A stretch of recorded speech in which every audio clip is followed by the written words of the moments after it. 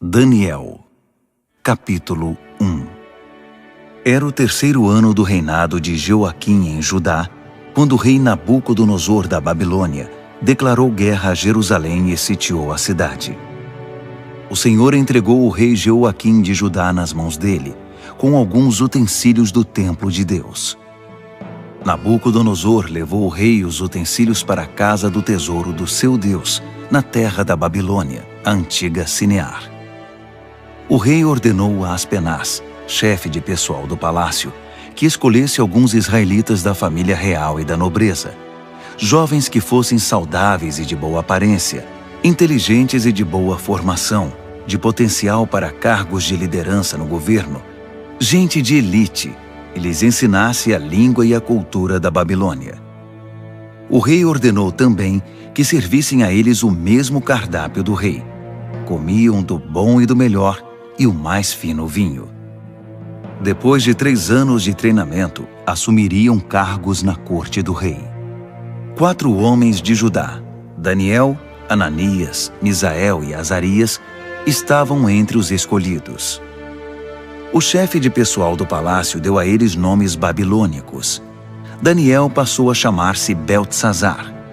Ananias foi chamado Sadraque. Misael foi chamado Mesaque. E Azarias foi chamado Abed-nego. Mas Daniel decidiu que não iria ficar impuro com a comida do rei, nem beber o vinho dele. Por isso pediu ao chefe de pessoal do palácio que o autorizasse a não comer do cardápio do rei. Pela graça de Deus, o chefe de pessoal do palácio gostou de Daniel e autorizou, mas o advertiu. Tenho medo que meu senhor, o rei, possa fazer. Foi ele quem determinou esse cardápio. E se perceber que vocês não estão saudáveis como os outros, vai pedir minha cabeça. E então Daniel apelou ao responsável que havia sido designado pelo chefe de pessoal do palácio para cuidar dele, de Ananias, Misael e Azarias. Faça uma experiência conosco por 10 dias. Traga apenas vegetais e água. Depois nos compare com os jovens que se alimentam do cardápio do rei e tome sua decisão. O responsável por eles concordou e os alimentou com vegetais e água durante 10 dias. Ao final dos 10 dias, eles tinham aparência melhor e pareciam mais saudáveis que todos os outros. Assim, o responsável continuou a dispensá-los da comida e da bebida do cardápio do rei e servia-lhes apenas vegetais. Deus deu a esses 4 jovens conhecimento e habilidades em todas as áreas, tanto teórica quanto prática.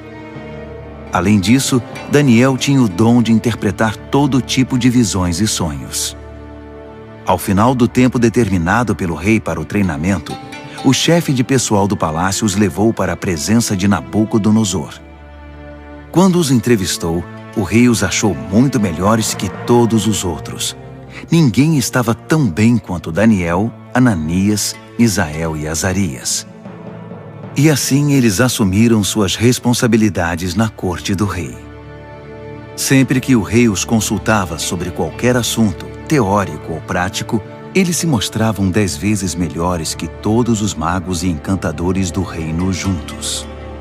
Daniel continuou no serviço do rei até o 1º ano do reinado do rei Ciro. Daniel, capítulo 2. No 2º ano do seu reinado, o rei Nabucodonosor teve alguns sonhos que o estavam deixando maluco, tanto que ele nem conseguia mais dormir. Chamou então todos os magos, encantadores, feiticeiros e astrólogos da Babilônia para que interpretassem seus sonhos. Quando estavam todos na presença do rei, ele disse: Tive um sonho e não consigo tirá-lo da cabeça. Não vou conseguir dormir até saber o que significa. Os astrólogos, falando em aramaico, disseram: Que o rei viva para sempre. Conte-nos os sonhos e vamos interpretá-lo. O rei respondeu: Meu decreto é este. Se vocês não conseguirem me dizer qual é o sonho e me dar a interpretação, vou fazer picadinho de vocês e destruir suas casas. Mas se me contarem o sonho e derem a interpretação, vou encher vocês de presentes e serão muito honrados. Então, digam-me qual foi o sonho e me deem a interpretação. Eles responderam: Vossa Majestade, por favor, conte-nos o sonho. Então daremos a interpretação. Mas o rei disse: Eu sei o que vocês estão tentando fazer. Vocês só querem ganhar tempo. Sabem que estão numa enrascada, e se não conseguirem me contar o sonho, estarão numa fria. Estou até vendo. Vocês vão inventar uma história qualquer e me enrolar até que eu mude de ideia. Nada disso. Primeiro me contem o sonho, e então vou saber se são capazes de me dar a interpretação ou se estão só me enrolando. Os astrólogos responderam: Ninguém em nenhum lugar do mundo pode fazer o que o rei está pedindo. E nenhum rei jamais pediu uma coisa dessas a nenhum mago, encantador ou astrólogo. O que Vossa Majestade está pedindo é impossível, a não ser que algum deus o revele. E os deuses não vivem no meio de gente como nós. A resposta deixou o rei furioso. Ele perdeu a paciência e ordenou que todos os sábios da Babilônia fossem executados. A sentença de morte foi anunciada, e Daniel e seus amigos estavam entre os condenados à morte. Enquanto Arioque, chefe da guarda real, fazia os preparativos para a execução, Daniel sabiamente chamou-o de lado e lhe perguntou o que estava acontecendo. Por que o rei deu uma ordem como essa, tão de repente? Arioque explicou a razão de tudo, e Daniel foi procurar o rei, pedindo um pouco de tempo para que pudesse interpretar o sonho. Daniel foi para casa e contou a seus amigos, Ananias, Misael e Azarias, o que estava acontecendo. Ele pediu que orassem ao Deus dos céus por misericórdia, para solucionar o mistério, e assim poderem escapar da morte. Naquela noite, a solução do mistério foi revelada a Daniel numa visão. Daniel louvou ao Deus dos céus, dizendo: Bendito é o nome de Deus para todo sempre. Deus é sábio e todo-poderoso. Ele muda as estações e conduz a história. Escolhe reis e também os depõe. Ele dá tanto a sabedoria quanto o discernimento. Ele abre as profundezas, revela os segredos, conhece o que há na escuridão. A luz transborda dele. Ó Deus dos meus antepassados, a ti toda a minha gratidão e todo o meu louvor. Tu me tornaste sábio e forte, e agora nos mostraste o que pedimos. Tu resolveste o mistério do rei. Assim Daniel voltou a falar com Arioque, o encarregado da execução. Ele disse: Cancele a execução. Leve-me ao rei. Eu vou interpretar o sonho dele. Arioque não perdeu um minuto. Correu ao rei, levando Daniel com ele, e disse: Achei um homem entre os exilados de Judá que pode interpretar o sonho. O rei perguntou a Daniel, cujo nome babilônico era Beltesazar: Você tem certeza de que pode fazer isto? Contar o sonho e interpretá-lo? Daniel respondeu ao rei: Nenhum homem pode decifrar o mistério do rei, quem quer que seja, sábio, encantador, mago ou astrólogo. Mas há um Deus no céu que revela os mistérios, e ele me revelou. Ele está mostrando ao rei Nabucodonosor o que vai acontecer no futuro. Este é o sonho que o rei teve, a visão que encheu sua mente. Enquanto Vossa Majestade estava deitado na cama, ó rei, vieram ideias sobre o que vai acontecer no futuro. Aquele que revela mistérios mostrou ao rei o que vai acontecer. Mas a interpretação foi dada por meu intermédio, não porque eu seja mais sábio que qualquer outra pessoa, mas para que o rei saiba o que significa e entenda o que sonhou. O que viu, ó rei, foi uma enorme estátua em pé na sua frente, muito impressionante, mas também apavorante. A cabeça da estátua era de ouro puro, o peito e os braços eram de prata, o ventre e os quadris eram de bronze. As pernas eram de ferro, e os pés eram uma mistura de barro com ferro. Enquanto você estava olhando para a estátua, uma pedra que se soltou por si só da montanha, sem que ninguém o fizesse, atingiu a estátua, esmigalhando os pés de ferro e barro. Então tudo desmoronou e ficou em pedaços. O ferro, o barro, o bronze, a prata e o ouro. Ficou tudo como restos amontoados, relegados ao esquecimento. Mas a pedra que atingiu a estátua tornou-se uma grande montanha que dominava o horizonte. Esse foi o sonho. Agora vamos à interpretação do sonho. Ó Rei, Vossa Majestade é o soberano mais poderoso da terra. O Deus do céu deu tudo ao Senhor: governo, poder, força e glória. Ele o designou responsável pela humanidade e por todos os animais do campo e as aves do céu, no mundo todo. O rei é o cabeça de todos os governantes. É a cabeça de ouro. Mas seu reino será tomado por outro reino, inferior ao seu, e este por um terceiro, o reino de bronze, que governará toda a terra. Por fim, um quarto reino, forte como o ferro, assumirá o poder. Assim como o ferro despedaça tudo que atinge, esse vai quebrar, esmigalhar e pulverizar todos os reinos anteriores. Mas os pés e os dedos dele, que são uma mistura de ferro e barro, significam que o reino será dividido, mas ainda haverá a força do ferro. Assim como os dedos eram de ferro e de barro, o reino terá uma parte forte e outra frágil. Esse reino fará alianças, mas não darão certo. Não conseguirá se unir a nenhum outro reino, assim como o ferro e o barro não se misturam. Mas no tempo desses reinos, o Deus do céu edificará um reino que nunca será destruído, nem nunca será dominado por outro. No final, esmagará os outros reinos, destruirá todos eles e será eterno. Será como a pedra que se soltou por si só da montanha, sem que ninguém o fizesse, que esmigalhou o ferro, o bronze, o barro, a prata e o ouro. O grande Deus fez o rei saber o que vai acontecer no futuro. Essa é a revelação exata do sonho, e também a interpretação correta. Quando Daniel terminou, o rei Nabucodonosor, perplexo, prostrou-se com o rosto no chão diante de Daniel. Ele ordenou uma oferta de sacrifícios e de incenso em honra a Daniel e declarou: Seu Deus realmente é o Deus de todos os deuses, o Senhor de todos os reis, e Ele revela todos os mistérios. E eu sei, porque você decifrou o mistério. Então o rei promoveu Daniel a um elevado cargo no reino. Encheu-o de presentes e o empossou como governador de toda a província da Babilônia e chefe de todos os sábios da Babilônia. A pedido de Daniel, o rei designou Sadraque, Mesaque e Abednego para postos administrativos em toda a Babilônia, enquanto Daniel permaneceu no palácio real. Daniel, capítulo 3.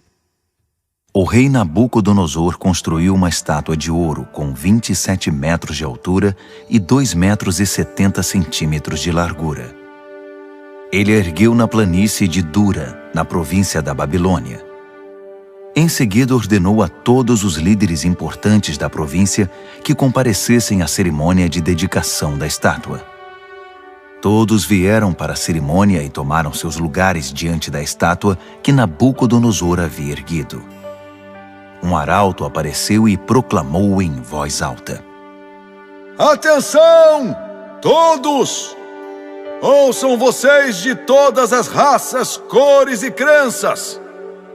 Quando ouvirem o som da trombeta, do pífaro, da cítara, da harpa, do saltério e da flauta dupla, dobrem os joelhos e adorem a estátua de ouro que o rei Nabucodonosor ergueu. E quem não se ajoelhar, não adorar a estátua, não importa quem seja, será lançado imediatamente na fornalha. O som começou a tocar. Todos os instrumentos musicais da Babilônia, E gente de todas as raças, cores e crenças dobraram os joelhos e adoraram a estátua de ouro que o rei Nabucodonosor havia erguido. Foi então que os astrólogos da Babilônia se manifestaram e acusaram os judeus. Eles disseram ao rei Nabucodonosor: Que o rei viva para sempre.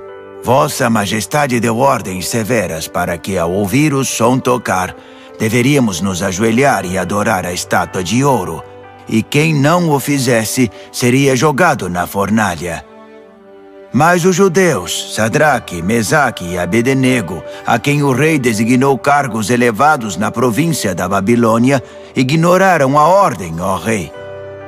Eles não respeitam os nossos deuses e se negam a adorar a estátua de ouro que mandou erguer. Furioso, o rei Nabucodonosor ordenou que Sadraque, Mesaque e Abednego fossem trazidos. E quando eles chegaram, Nabucodonosor perguntou: Sadraque, Mesaque e Abednego, é verdade que vocês não respeitam meus deuses e se negam a adorar a estátua de ouro que mandei erguer?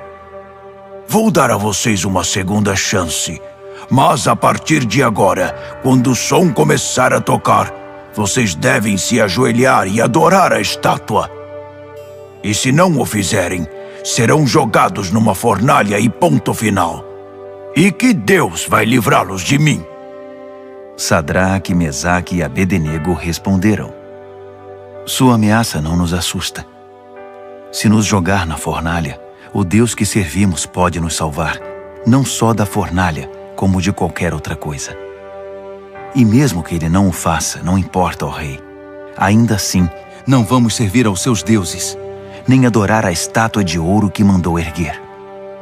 Nabucodonosor estava prestes a explodir de tanta raiva. Imediatamente ordenou que a fornalha fosse aquecida 7 vezes mais que o normal e que alguns homens fortes do seu exército os amarrassem e os jogassem na fornalha.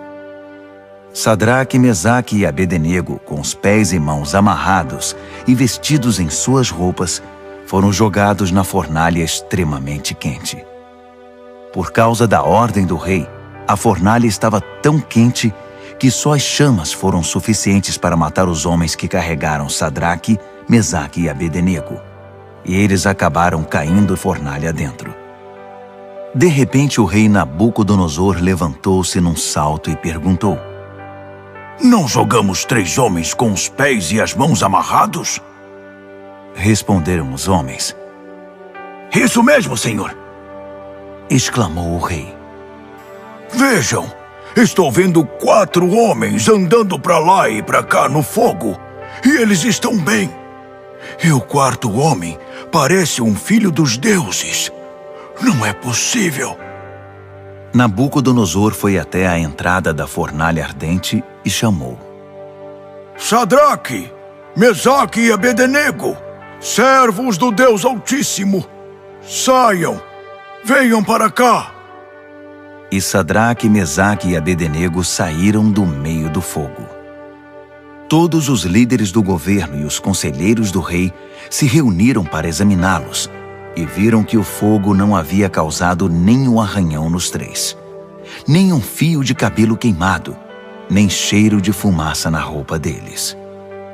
Nabucodonosor exclamou: Bendito seja o Deus de Sadraque, Mesaque e Abednego! Ele enviou seu anjo e salvou seus servos. Eles confiaram no seu Deus a ponto de ignorar as ordens do rei e arriscaram sua vida, mas não serviram nem adoraram outros deuses. Por isso decreto: todo, de qualquer lugar, cor, raça ou crença, que disser alguma coisa contra o Deus de Sadraque, Mesaque e Abednego, será despedaçado, e sua casa será destruída. Nunca houve um Deus que salvasse como esse. Então o rei promoveu Sadraque, Mesaque e Abednego na província da Babilônia. Daniel, capítulo 4. O rei Nabucodonosor a todos, de todas as raças, cores e crenças do mundo. Paz e prosperidade a todos. É um privilégio contar a vocês os grandes milagres que o Deus Altíssimo fez por mim. Seus milagres são impressionantes e suas maravilhas surpreendentes. Seu reino dura para sempre e seu governo soberano é eterno. Eu, Nabucodonosor, vivia tranquilo no meu palácio, mas tive um sonho, quase um pesadelo, que me deixou abalado. Mandei buscar todos os sábios da Babilônia para que interpretassem o sonho. Quando todos estavam reunidos, magos, encantadores, astrólogos e adivinhos, contei-lhes o sonho, mas ninguém conseguiu dizer o significado. Mas veio Daniel, um homem cheio do Espírito Santo divino, e contei a ele o sonho. O seu nome babilônico é Beltesazar, assim chamado em homenagem ao meu Deus. Beltesazar, eu disse, chefe dos magos, sei que você é um homem cheio do Espírito Santo divino e que não há mistério que você não consiga desvendar. Ouça este sonho que eu tive e interprete-o para mim. Isto foi o que vi deitado na minha cama.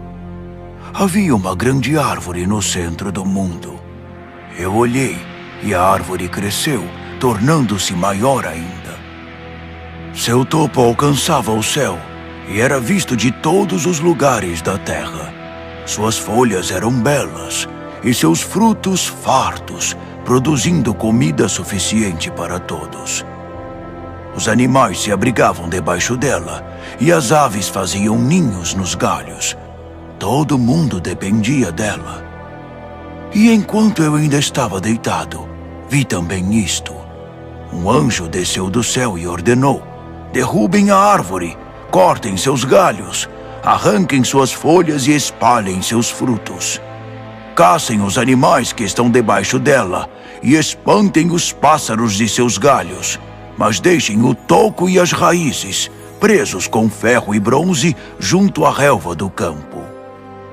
Deixem que ele seja molhado pelo orvalho do céu e se alimente de capim com os animais. Que ele perca a mente humana e seja como um animal, e assim seja até que se passe 7 tempos. Os anjos anunciam esse decreto, as santas sentinelas trazem essa sentença, para que todos que vivem saibam que o Deus Altíssimo tem domínio sobre os reinos dos homens. Ele conduz tudo conforme seu querer, e de gente simples faz poderosos. Isso é o que eu, rei Nabucodonosor, sonhei. Beltesazar, agora é sua vez de interpretar o sonho para mim. Ninguém entre os sábios da Babilônia conseguiu ver sentido algum nele, mas tenho certeza de que você pode interpretá-lo, pois é cheio do Espírito Santo divino. Daniel, Beltesazar, ficou tão apavorado por um momento que nem conseguia falar. Disse o rei: Beltesazar, fique calmo. Não deixe que o sonho e a interpretação o assustem. Disse Beltesazar: meu senhor, gostaria que esse sonho fosse sobre seus inimigos e a interpretação para seus adversários. A árvore que você viu e que cresceu e ficou tão alta que o topo alcançava o céu, visível dos 4 cantos da terra. A árvore de folhagem viçosa e fartos frutos, suficiente para todos. A árvore sob a qual os animais buscavam refúgio e na qual as aves faziam seus ninhos. É o Senhor, ó Rei. Vossa Majestade é a árvore. Você cresceu e ficou forte. Sua Majestade atinge o céu e seu governo se estende aos 4 cantos da terra.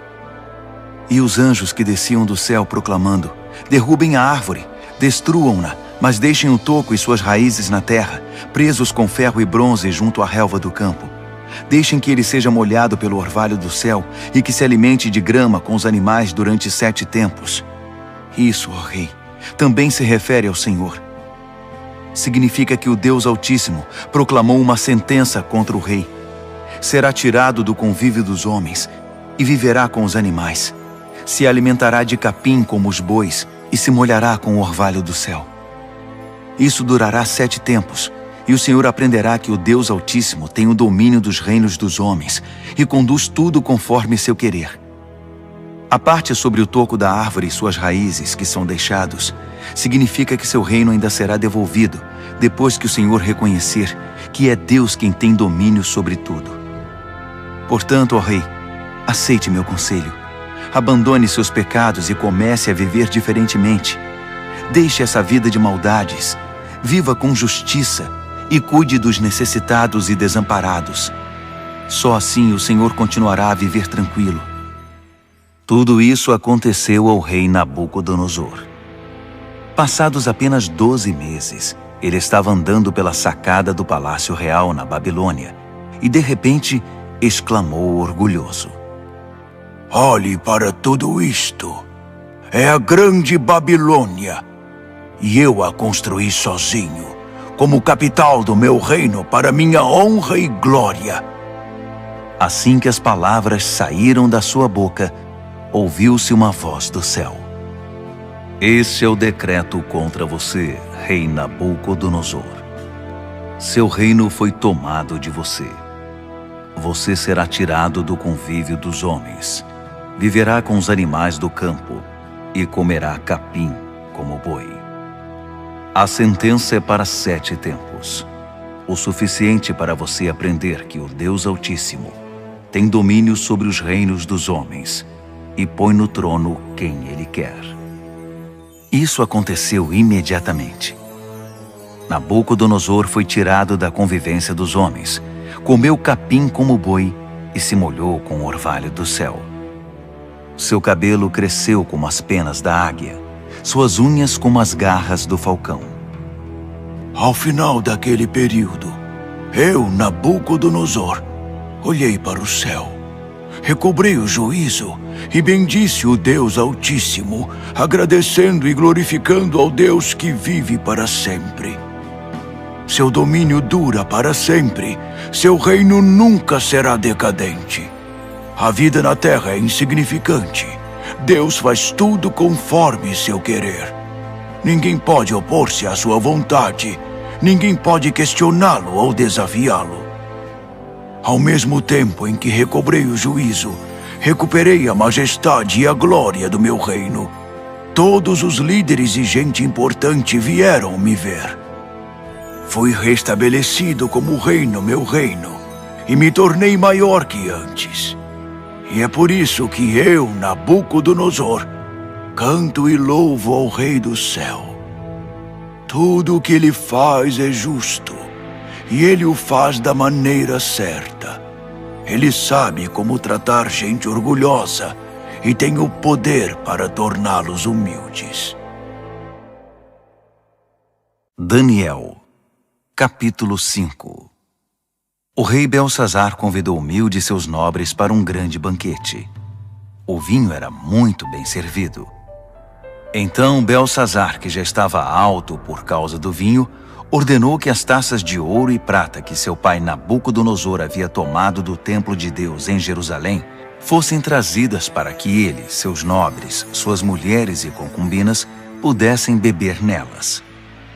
Quando as taças de ouro e prata foram trazidas, o rei, os nobres e aquelas mulheres começaram a usá-las. Beberam seu vinho e, já bêbados, louvaram seus deuses de ouro, prata, bronze, ferro, madeira e pedra. Naquele exato momento, os dedos de uma mão humana apareceram e começaram a escrever na parede rebocada do palácio, na parte mais iluminada.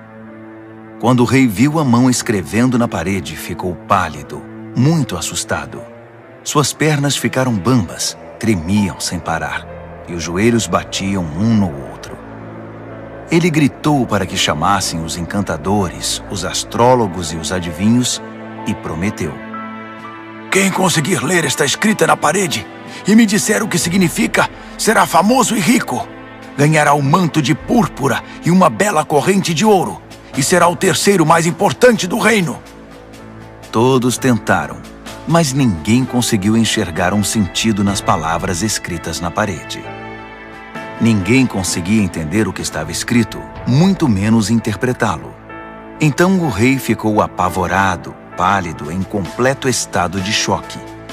Os nobres também estavam em pânico. A rainha soube que o rei e os nobres estavam em estado de choque e veio ao salão do banquete. Ela disse: "Que o rei viva para sempre. Não se assustem, não fiquem aí sentados pálidos desse jeito. Há um homem no reino que é cheio do Espírito Santo divino. Durante o reinado do seu pai, ele ficou conhecido pelo seu brilho intelectual e por sua sabedoria espiritual. Ele era tão capaz que seu pai, o rei Nabucodonosor, fez dele o chefe de todos os magos, encantadores, adivinhos e astrólogos. Não havia ninguém como ele. Ele conseguia fazer qualquer coisa: interpretar sonhos, decifrar mistérios, explicar enigmas. Seu nome é Daniel, mas o rei mudou o nome dele para Beltesazar. Mande chamar Daniel. Ele vai ler o que está escrito aí." Assim Daniel foi chamado. O rei perguntou: "Você é Daniel, que foi um dos exilados que meu pai trouxe de Judá? Já ouvi falar que você é cheio do Espírito Santo, tem uma mente brilhante e é incrivelmente sábio. Os sábios e encantadores foram trazidos aqui para ler esta escrita na parede e interpretá-la, mas nenhum deles conseguiu ler nada. Mas ouvi dizer que você interpreta sonhos e decifra mistérios. Então, se você conseguir ler e interpretar, será um homem famoso e rico. Ganhará o manto de púrpura e uma bela corrente de ouro, e será o terceiro mais importante do reino." Daniel respondeu ao rei: "Pode ficar com os presentes ou dá-los a outra pessoa. Mas vou ler a escrita para o rei e interpretar seu significado. Ouça, ó rei, o Deus Altíssimo deu a seu pai Nabucodonosor um grande reino e uma gloriosa reputação. Deus o fez muito poderoso, e pessoas de todos os lugares, de toda raça, cor ou crença, se sentiam intimidadas por ele. Ele as matava ou poupava, como e quando queria. Promovia ou humilhava as pessoas como bem desejava. Então Deus o humilhou e o privou de todo o poder. Ele foi tirado do convívio dos homens e passou a viver como animal. Comeu capim como boi e se molhou com o orvalho do céu até aprender esta lição: que o Deus Altíssimo tem domínio sobre os reinos dos homens e põe no trono quem ele quer. Você é filho dele, sabe de tudo isso, mas é tão arrogante quanto ele no seu pior momento. Olhe para você mesmo. Quer competir com o Senhor do céu? Você mandou buscar as taças sagradas do templo dele só por farra, para que o Senhor, seus nobres, suas mulheres e concubinas pudessem beber nelas. O rei usou as taças sagradas para brindar seus deuses de prata e ouro, de bronze e ferro, de madeira e pedra, deuses cegos, surdos e mudos. Mas tratou com desprezo o Deus vivo, que tem a sua vida nas mãos, desde o nascimento até a morte. Deus enviou a mão que escreveu na parede, e o que está escrito é: Mene, Tekel e Peres. E este é o significado dessas palavras. Mene, Deus contou os dias do seu governo, e suas contas são negativas. Tekel, você foi pesado na balança e está em falta. Peres, seu reino foi dividido e entregue aos medos e persas. Beltesazar fez o que havia prometido.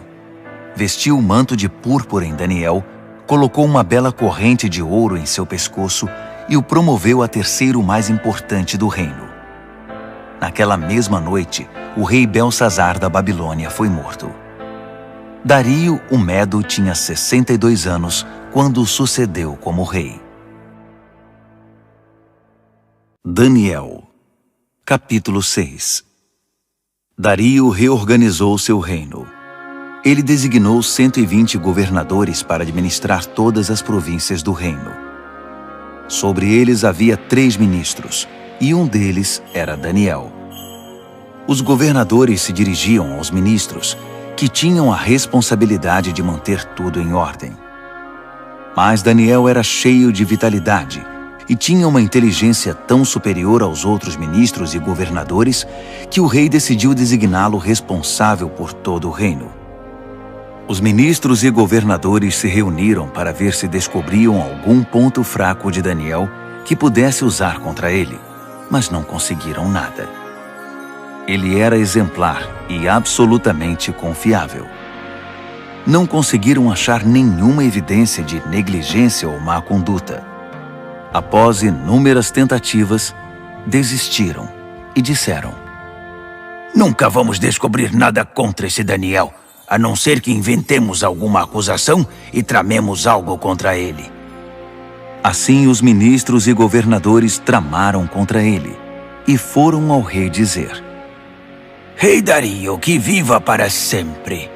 Nós, ministros, governadores e todos os principais oficiais, nos reunimos e concordamos em que o rei deveria promulgar o seguinte decreto: durante os próximos 30 dias, ninguém deve orar a nenhum outro deus ou homem exceto ao rei.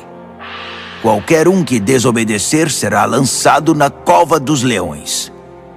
Promulgue esse decreto ao rei e assine-o para que seja revogável, com inscrição em pedra, conforme todas as leis dos medos e dos persas. E o rei Dario assinou o decreto. Daniel soube que esse decreto havia sido promulgado, mas continuou a orar como sempre fazia. Sua casa tinha janelas no andar de cima, voltadas para Jerusalém. 3 vezes ao dia, ele se ajoelhava ali em oração, agradecendo e louvando a Deus. Os conspiradores vieram e o viram orando, pedindo a ajuda de Deus. Imediatamente foram ao rei e o lembraram do decreto. O rei não assinou uma lei proibindo qualquer pessoa de orar a qualquer deus ou homem, exceto ao rei durante 30 dias? E qualquer pessoa que fosse apanhada fazendo isso seria jogada na cova dos leões? O rei confirmou. Com certeza, como inscrição em pedra, conforme todas as leis dos medos e dos persas. Então eles disseram: Daniel é um dos exilados judeus. Ignora sua ordem e desafia sua lei. Ele ora 3 vezes ao dia. O rei ficou desconcertado e tentou de todas as formas livrar Daniel da complicação em que o havia colocado. Ele pensou nisso o dia todo. Mas os conspiradores voltaram. Lembre-se, ó rei, é uma lei conforme todas as leis dos medos e dos persas. Irrevogável. O rei cedeu e ordenou que Daniel fosse trazido e jogado na cova dos leões. Mas ele disse a Daniel: Seu Deus, a quem você é tão leal, vai livrar você desta situação. Uma pedra foi colocada sobre a entrada da cova. O rei selou a pedra com seu anel e com os anéis de todos os seus nobres, porque não podia ser revogado. O rei voltou para o palácio, mas não comeu nem conseguiu dormir. Passou a noite preocupado. Ao romper do dia, ele se levantou e foi depressa à cova dos leões. Quando chegou perto, chamou o aflito: Daniel, servo do Deus Altíssimo! Será que seu Deus, a quem você serve tão fielmente, livrou você dos leões? Daniel respondeu: Que o rei viva para sempre! Meu Deus enviou seu anjo que fechou a boca dos leões para que não me fizessem nenhum mal. Fui considerado inocente diante de Deus e também diante do Senhor, ó rei, pois não fiz mal algum ao Senhor. Quando o rei ouviu essas palavras, ficou muito feliz. Ele ordenou que Daniel fosse retirado da cova. Depois que ele saiu, verificou-se que não havia nenhum arranhão sequer. Ele havia confiado em seu Deus. Então o rei ordenou que os conselheiros que tinham conspirado contra Daniel fossem jogados na cova dos leões, com suas mulheres e filhos. Antes mesmo de chegar ao fundo da cova, os leões já os agarraram e os despedaçaram. O rei Dario divulgou esta proclamação a todos na terra, de qualquer raça, cor e crença. A paz esteja com vocês. Muita paz. Decreto que o Deus de Daniel seja adorado e temido em todo o meu reino. Ele é o Deus vivo e permanece para sempre. Seu reino nunca é destruído. Seu governo continua eternamente. Ele é o Salvador e o Redentor. Ele realiza milagres impressionantes nos céus e na terra. Ele livrou Daniel do poder dos leões. Daniel foi muito bem tratado no restante do reinado de Dario e também no reinado seguinte, de Ciro, o persa.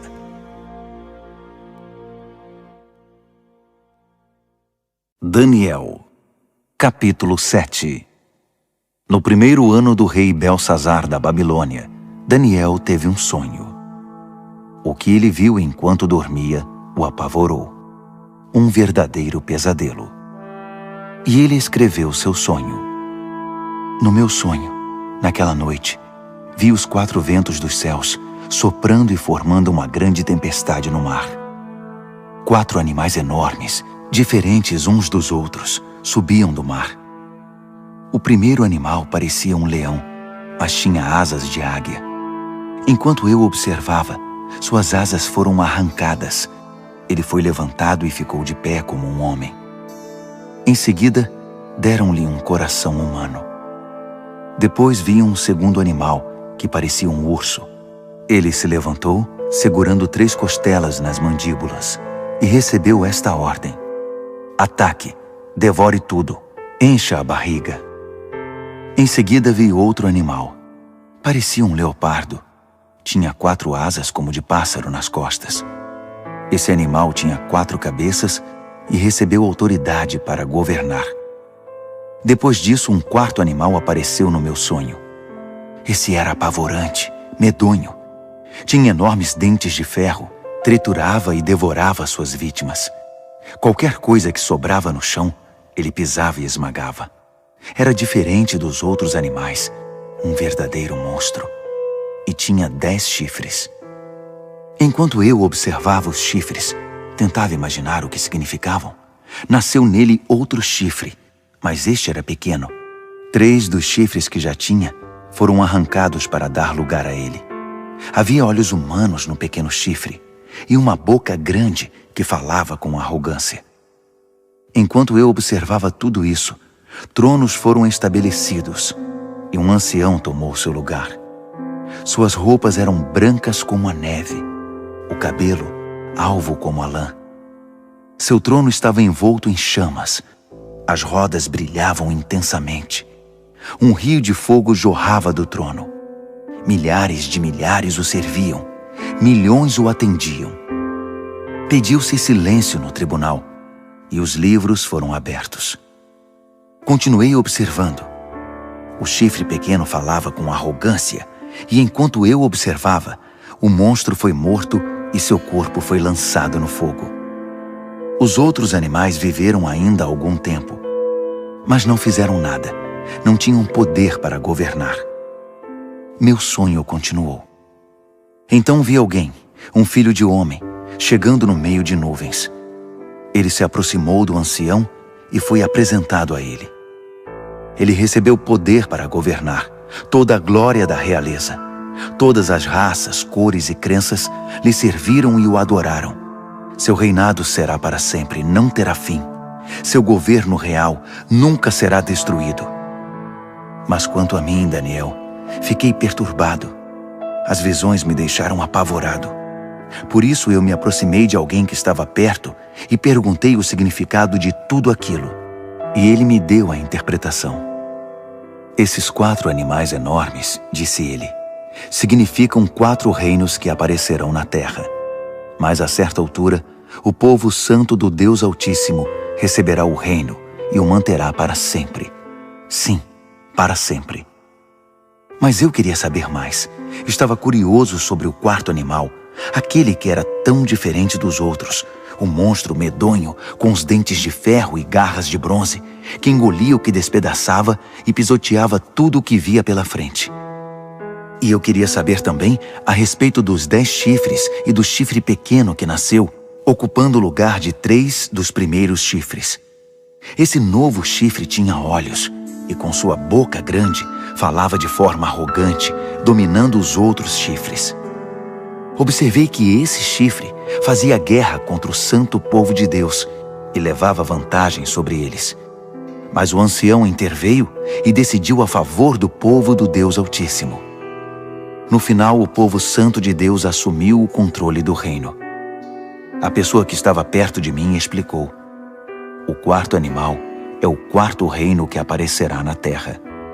Será diferente dos 3 primeiros, um reino monstruoso que devorará e pisoteará todos à sua volta. Os 10 chifres são 10 reis, um após o outro, que procederão desse reino. Mas então, outro rei aparecerá.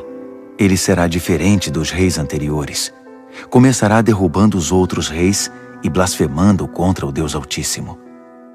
Ele perseguirá os seguidores do Deus Altíssimo e tentará eliminar a adoração sagrada e a prática da justiça. O santo povo de Deus será perseguido por ele durante um tempo, 2 tempos e meio tempo. Mas quando for feito silêncio no tribunal, o chifre não terá mais o seu poder e será destruído definitivamente. O governo real, a autoridade e a glória de todos os reinos debaixo do céu serão entregues ao povo do Deus Altíssimo, e esse governo durará para sempre. Todos os outros governantes irão servir e prestar obediência a ele. O sonho acabou assim, e eu, Daniel, continuei chocado, como alguém que tinha acabado de ver um fantasma, mas guardei tudo para mim. Daniel, capítulo 8. No 3º ano do reinado de Belsazar, eu, Daniel, tive outra visão. Era a 2ª visão. Nessa visão, eu me vi em Suzã, a capital da província de Elão, diante do canal Ulai. Ao olhar em volta, fiquei surpreso de ver um carneiro diante de mim. O carneiro tinha 2 chifres enormes, um maior que o outro, mas o chifre maior foi o último a aparecer.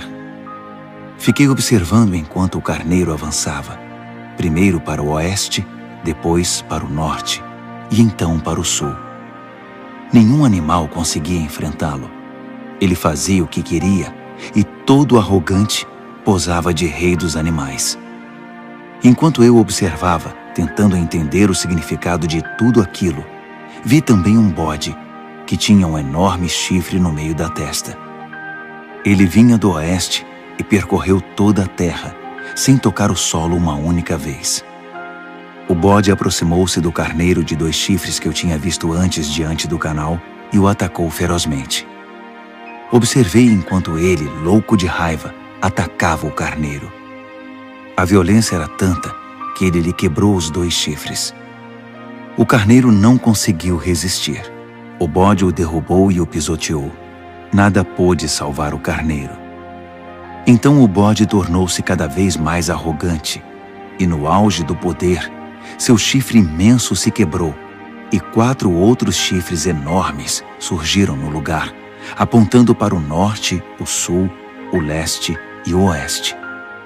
De um desses grandes chifres surgiu outro chifre pequeno, mas o seu poder cresceu até atingir o sul e o leste, e a querida terra prometida. Cresceu tanto que atingiu as estrelas, o exército celestial, e lançou algumas delas na terra e as pisoteou. Ele ousou até desafiar o poder de Deus, o príncipe do exército celestial. Ele acabou com a adoração diária e profanou o santuário. Como castigo pelos seus pecados, o santo povo de Deus também foi atacado por ele. O chifre desprezou a verdade de Deus. Extremamente arrogante, dominou tudo o que via pela frente. Naquele momento ouvi 2 anjos conversando. O primeiro perguntou: quanto tempo vai durar isso? Sem adoração diária, esse castigo devastador pelo pecado? E o povo de Deus e o santuário vão continuar sendo desprezados e pisoteados? O outro respondeu: um período de 2.300 tardes e manhãs. Então, o santuário será restaurado. Enquanto eu, Daniel, estava tentando encontrar um sentido no que via, uma figura humana apareceu diante de mim.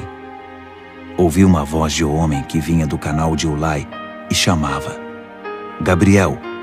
Diga a este homem o que está acontecendo. Explique a visão a ele. Ele veio até mim, mas quando se aproximou, fiquei aterrorizado e me prostrei com o rosto em terra. Ele disse: entenda que esta visão diz respeito ao final dos tempos. Assim que ele falou, eu desmaiei, com o rosto no chão. Mas ele me despertou e me levantou. Ele continuou: vou contar a você o que vai acontecer nos dias de juízo, pois haverá um fim para tudo isso. O carneiro de 2 chifres que você viu representa os 2 reis dos Medos e dos Persas. O bode representa o reino dos gregos, e o chifre enorme na testa dele é o primeiro rei. Os 4 chifres que surgiram no lugar dele, depois que foi quebrado, são os 4 reis que virão depois dele, mas sem o mesmo poder. Quando o reinado deles estiver no fim e as rebeliões se intensificarem, surgirá um rei cruel, um mestre da maldade. Seu poder aumentará imensamente. Ele será arrogante, de fala autoritária, fazendo exatamente o que quer. Derrubará poderosos e santos por todos os lados. Suas ações criminosas vão se multiplicar. E como vão? Ele vai achar que é invencível e vai se livrar de todos os que cruzarem seu caminho. Mas quando enfrentar o príncipe dos príncipes, será esmigalhado, mas não por mãos humanas. A visão das 2.300 tardes e manhãs é precisa, mas confidencial. Então, mantenha-a em segredo. Refere-se ao futuro distante. Eu, Daniel, acabado, esgotado por alguns dias, finalmente encontrei forças para voltar ao trabalho e tratar dos negócios do rei. Mas continuei apavorado com a visão, pois não conseguia entender coisa alguma.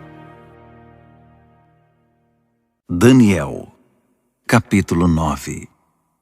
Dario, filho de Xerxes, da linhagem dos Medos, tornou-se rei da Babilônia. No primeiro ano do seu reinado, eu, Daniel, meditava nas Escrituras, e de acordo com a mensagem do Eterno ao profeta Jeremias, Jerusalém teria de ficar em ruínas durante 70 anos. Recorri ao Senhor Deus em busca de uma resposta. Orava com dedicação e sinceridade. Jejuava, vestia pano de saco e me ajoelhava nas cinzas. Derramei meu coração e abri minha alma para o Eterno, meu Deus. Ó Senhor, grande e soberano Deus, Tu nunca falhas em cumprir a Tua aliança. Nunca desistes daqueles que Te amam e obedecem ao que ordenas. Mas nós pecamos de todas as formas possíveis.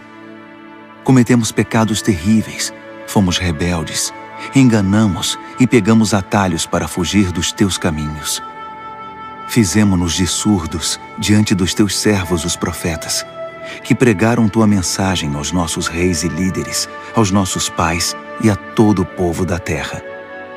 Tu fizeste tudo certo, Senhor, mas tudo o que temos a apresentar é culpa e vergonha, todos nós, o povo de Judá, os cidadãos de Jerusalém, Israel no exílio e em todos os lugares por onde fomos espalhados, por ter Te traído. Ah, sim, fomos envergonhados publicamente, todos nós, nossos reis, líderes, pais, diante do mundo. Mas foi bem merecido, por causa do nosso pecado. A Tua compaixão é nossa única esperança, ó Senhor, o nosso Deus, porque na nossa rebeldia abrimos mão dos nossos direitos. Não prestamos atenção em Ti quando nos disseste como deveríamos viver, nem obedecemos ao ensinamento proclamado por Teus servos, os profetas. Todos nós em Israel optamos por Te ignorar. Desprezamos Tuas instruções para fazer apenas o que era do nosso agrado. E agora estamos pagando por isso. A maldição expressa claramente na revelação feita a Moisés, servo de Deus, agora está fazendo efeito entre nós. É o salário do nosso pecado contra Ti. Fizeste a nossos governantes o que prometeste fazer. Trouxeste desgraça sobre nós em Jerusalém, a pior já registrada. E como estava escrito na revelação de Deus a Moisés, a catástrofe foi total. Nada foi poupado. Nós nos mostramos obstinados no nosso pecado, sem nunca considerar tuas orientações, ignorando tuas advertências. Assim, com razão, deixaste que a desgraça viesse sobre nós com tudo. Tu, ó Eterno, tens todo o direito de fazer isso, pois nós te ignoramos de maneira persistente, com muita culpa no cartório. Ó Senhor, Tu és nosso Deus, pois livraste teu povo da terra do Egito numa grande demonstração de poder. O povo ainda fala nisso. Confessamos que pecamos, que vivemos uma vida de maldades. Como sempre tens agido, consertando as coisas e endireitando as pessoas. Por favor, afasta tua grande ira contra Jerusalém, que é a tua cidade, teu santo monte. Sabemos que foi por culpa nossa que isso aconteceu. Tudo por causa do nosso pecado e do pecado de nossos pais. E agora estamos envergonhados diante de todos. Somos motivo de zombaria na nossa vizinhança. Por isso, ouve, ó Deus, esta oração sincera do teu servo. Tem misericórdia do teu santuário arruinado. Age de acordo com o que és, não segundo o que somos.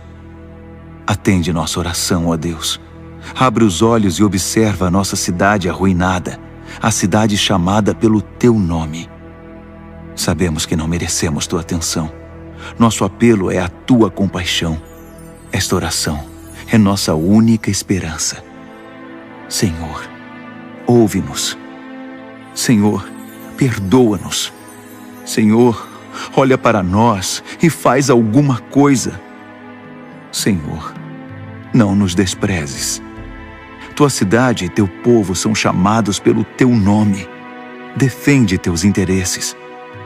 Enquanto eu derramava meu coração, confessando meu pecado e o pecado do meu povo Israel, orava e apresentava toda a minha vida diante do Eterno e intercedia pelo santo monte do meu Deus. Enquanto eu estava mergulhado na oração, Gabriel, o ser semelhante a um homem, aquele que eu tinha visto numa visão anterior, aproximou-se de mim, voando como uma ave na hora da adoração da noite. Ele se pôs diante de mim e disse: Daniel, vim esclarecer as coisas. Assim que você começou sua oração, a resposta foi dada, e agora estou aqui para entregá-la. Você é muito amado, por isso, ouça com cuidado para entender o significado da revelação. 70 semanas estão decretadas para seu povo e sua santa cidade, como forma de conter a rebelião, dar fim ao pecado, arrancar o crime pela raiz, estabelecer a justiça para sempre, cumprir a profecia e ungir o lugar santíssimo. Aqui está o que você precisa entender. Desde o momento em que a ordem for dada para a reconstrução de Jerusalém, até a vinda do líder ungido, haverá 7 semanas. A reconstrução levará 62 semanas, incluindo a construção de ruas e muros. Serão tempos difíceis. Depois das 62 semanas, o líder ungido será morto. É o seu fim. A cidade e o santuário serão arruinados pelo exército do novo líder que chegar. O fim virá de repente, como uma onda enorme. Haverá guerras até o fim, e a desolação estará na ordem do dia. Então, no período de 1 semana, ele fará muitas alianças importantes, mas na metade dessa semana, ele acabará com a adoração e as orações. No lugar da adoração, irá se instalar a besta da profanação, que permanecerá ali até finalmente ser destruída. Daniel, capítulo 10. No 3º ano do reinado de Ciro, rei da Pérsia, uma mensagem veio a Daniel, cujo nome babilônico era Beltesazar. A mensagem era verdadeira e falava de uma grande guerra. Ele entendeu, pois seu significado veio por revelação. Durante aqueles dias, eu, Daniel, guardei luto por Jerusalém durante 3 semanas. Comi apenas comida simples, sem tempero, e não comi carne nem bebi vinho. Não tomei banho nem me barbeei até que tivessem passado as 3 semanas. No dia 24 do primeiro mês, eu estava de pé diante do grande rio, o Tigre. Levantei os olhos e, para minha surpresa, vi um homem vestido de linho, com um cinto de ouro puro na cintura. Seu corpo brilhava como se fosse esculpido de pedra preciosa. A face era radiante e os olhos, vivos e penetrantes como tochas. Os braços e pernas reluziam como bronze polido e sua voz soava como um grande coral. Eu, Daniel, fui o único a vê-lo. Os homens que estavam comigo, embora não estivessem vendo, foram tomados de medo e correram para se esconder, temendo o pior. Quando fiquei sozinho depois dessa visão, abandonado pelos meus amigos, meus joelhos ficaram bambos e o rosto pálido, sem força nenhuma. Quando ouvi o som da sua voz, não resisti e desmaiei. Caí com o rosto no chão. Mas uma mão me tocou e me pôs sobre as mãos e os joelhos. Daniel, ele disse, homem de valor, Deus ama você demais. Levante-se e preste muita atenção à minha mensagem. Fui enviado para falar dela a você. Quando ele disse isso, eu me levantei, mas não conseguia parar de tremer.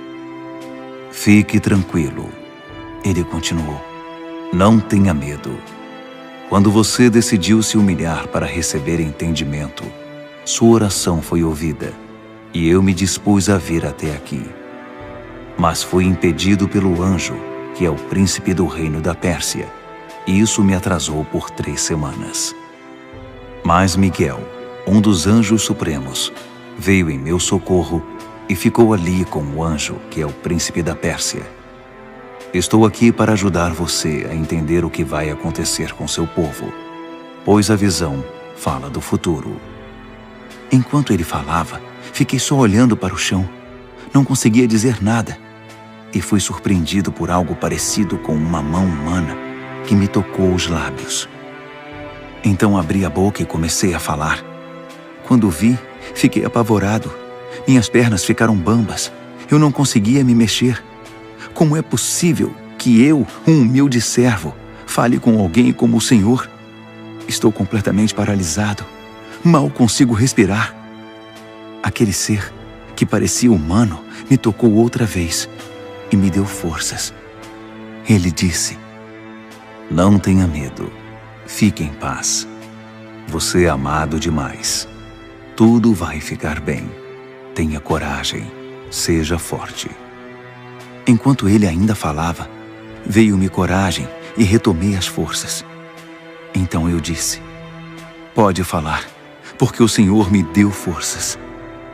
Ele disse, você sabe por que vim aqui? Preciso voltar para lutar contra o anjo que é o príncipe da Pérsia. E depois que eu o tirar do caminho, chegará o anjo que é o príncipe da Grécia. Mas antes deixe-me contar a você o que está escrito no livro da verdade. Ninguém me ajuda na minha luta contra esses seres, a não ser Miguel, o anjo, que é o príncipe de vocês. Daniel, capítulo 11. Eu tenho ajudado da melhor maneira possível, desde o primeiro ano do reinado de Dario, rei dos Medos. Mas agora deixe-me dizer como estão as coisas. Outros 3 reis da Pérsia aparecerão, e depois deles um 4º rei, que será muito mais rico que os outros.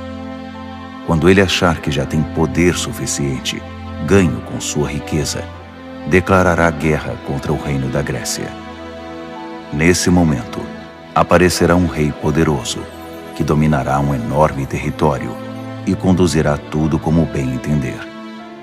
Mas no auge do seu poder, quando tudo estiver aparentemente bem, seu reino se dividirá em 4 partes, norte, sul, leste e oeste. Mas seus herdeiros não receberão nada. Não haverá continuidade do poder, pois outros o tomarão. Em seguida, o rei do sul se fortalecerá, mas um dos seus príncipes será mais forte que ele e governará um território ainda maior.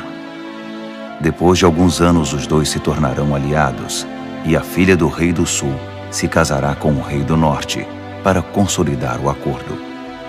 Mas a influência dela enfraquecerá, e seu filho não sobreviverá. Ela, seus servos, seu filho e seu marido serão traídos.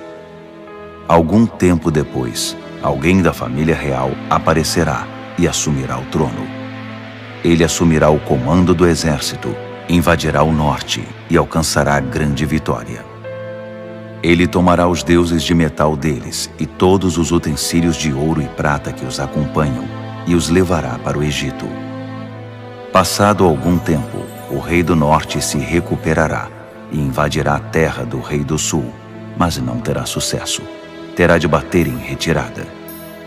Mas seus filhos formarão um exército gigante e descerão como uma inundação, um ataque impetuoso sobre as defesas do sul. Furioso, o rei do sul sairá e enfrentará o rei do norte, que estará à espera com seu enorme exército, mas, apesar disso, será derrotado. Enquanto os cadáveres são tirados do campo, o rei, com muita sede de sangue, sairá massacrando dezenas de milhares. Mas sua vitória não vai durar muito, pois o rei do norte reunirá um exército ainda maior que o anterior, e depois de alguns anos, voltará à batalha com inúmeros soldados, muito arsenal e provisões inesgotáveis.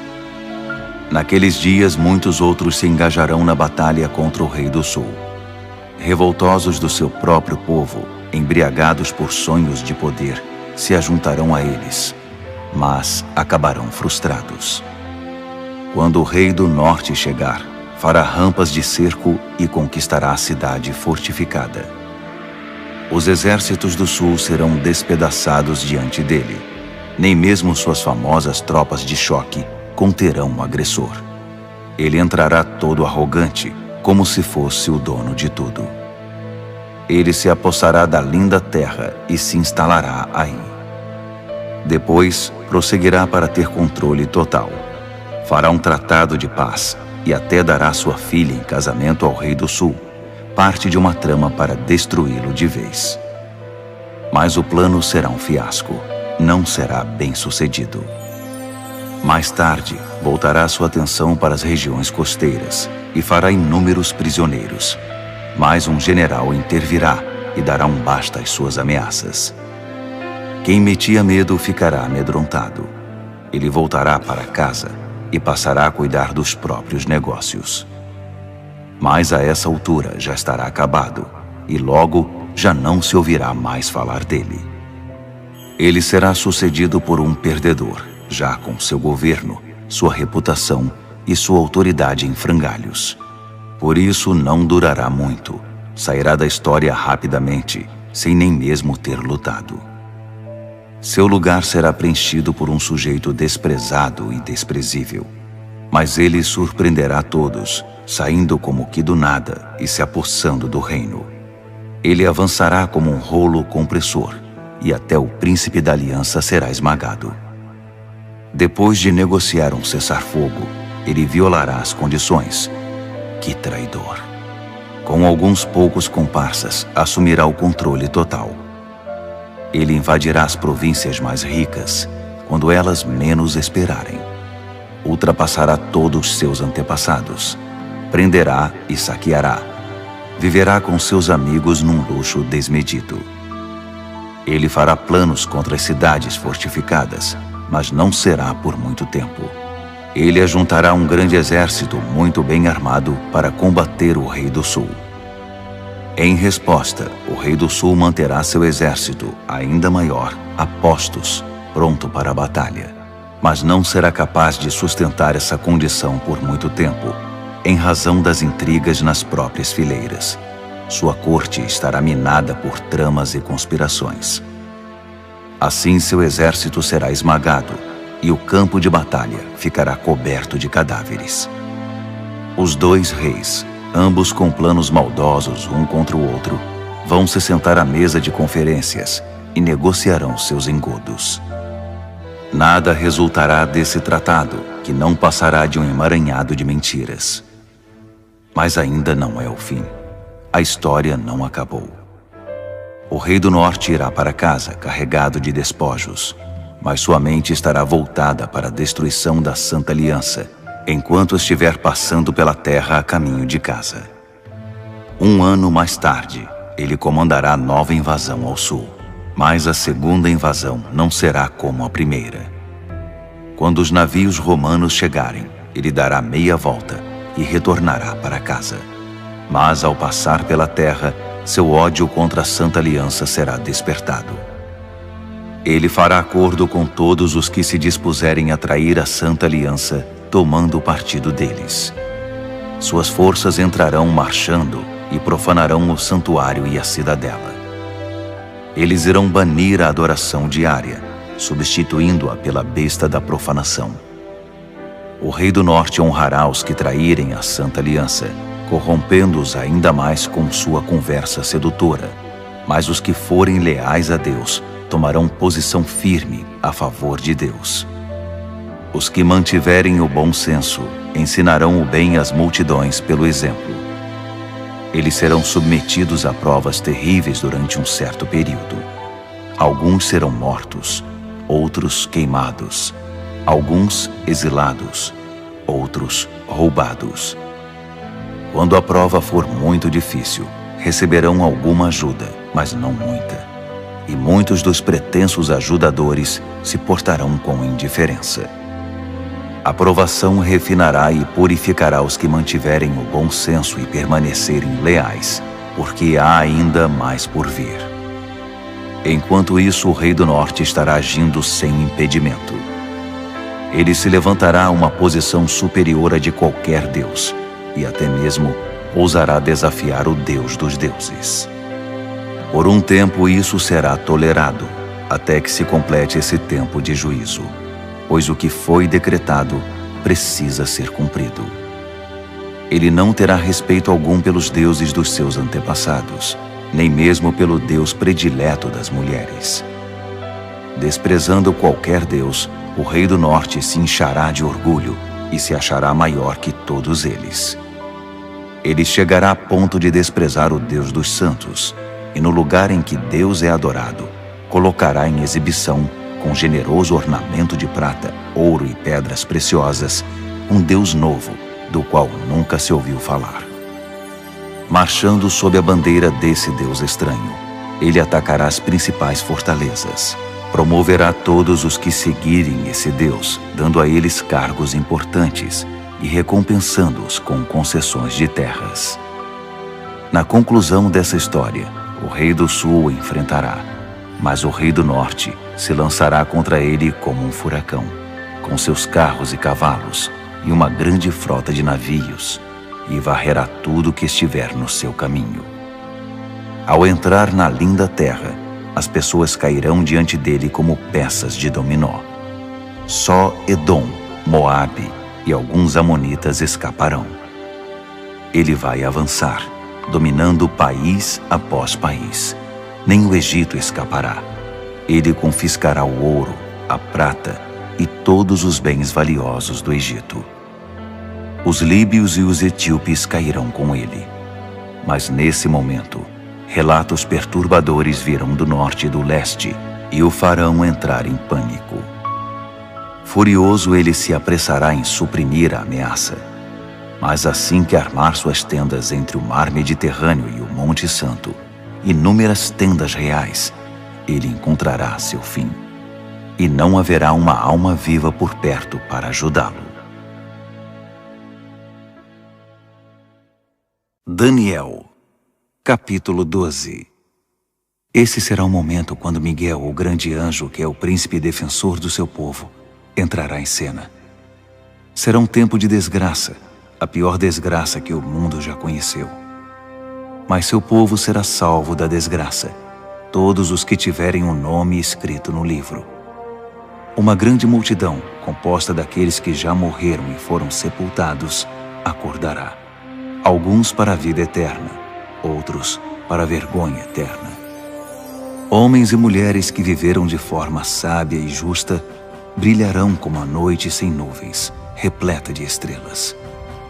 E os que conduziram outras pessoas ao caminho certo brilharão como estrelas para sempre. Este é um relato confidencial, Daniel, para seus olhos e ouvidos somente. Mantenha-o em segredo. Guarde o livro fechado à chave até o final. Nesse ínterim, haverá uma busca frenética para se tentar entender o que está acontecendo. Enquanto eu, Daniel, ouvia tudo isso, apareceram 2 seres, um do lado do rio em que eu estava e o outro do outro lado. Um deles perguntou a um terceiro homem vestido de linho que estava acima das águas do rio: até quando vai continuar essa história intrigante? O homem vestido de linho, que estava acima das águas do rio, levantou as mãos para o céu. Ouvi quando ele jurou solenemente pelo Eterno que seria um tempo, 2 tempos e meio tempo, e que quando o opressor do povo santo fosse derrubado, a história chegaria ao seu final. Ouvi tudo isso claramente, mas não entendi. Por isso perguntei: Senhor, pode me explicar isso? Continue a fazer o que está fazendo, Daniel. Ele disse: a mensagem é confidencial e será guardada a chave até o fim, até que tudo chegue à sua conclusão. O povo será purificado e renovado, mas os maus continuarão sendo maus, sem ter a menor ideia do que está acontecendo. Já os que viverem de forma sábia e justa entenderão tudo. A partir do momento em que a adoração diária for abolida do templo e a besta da profanação for introduzida no seu lugar, vão se passar 1290 dias. Abençoados os que persistirem pacientemente durante os 1335 dias. E você prossiga em sua jornada, sem ficar ansioso ou preocupado. Fique tranquilo. Quando tudo tiver passado, você se levantará para receber sua recompensa.